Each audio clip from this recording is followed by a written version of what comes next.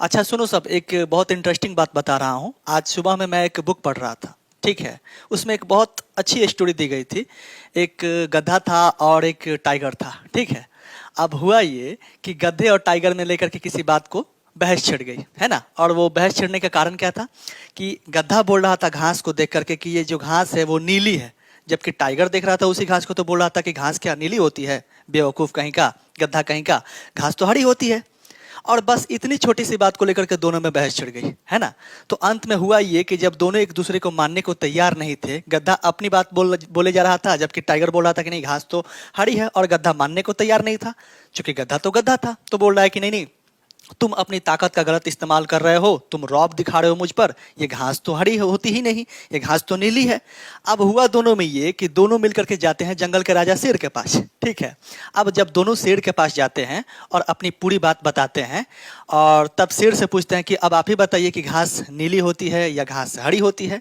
तो शेर ने पहले दोनों की बातें इत्मीनान से सुनी, और उसके बाद गधे से उन्होंने कहा कि नहीं नहीं, तुम ठीक हो, घास नीली होती है। और इतना कह करके शेर दूसरे जानवर से एक डंडा मंगाता है और उस डंडा से दो तीन डंडा मारता है खींच करके टाइगर को। ठीक है। तब तक गधा चला जाता है। गधे को जवाब मिल चुका था कि भाई घास तो नीली होती है, शेर ने भी अब प्रमाणित कर दिया।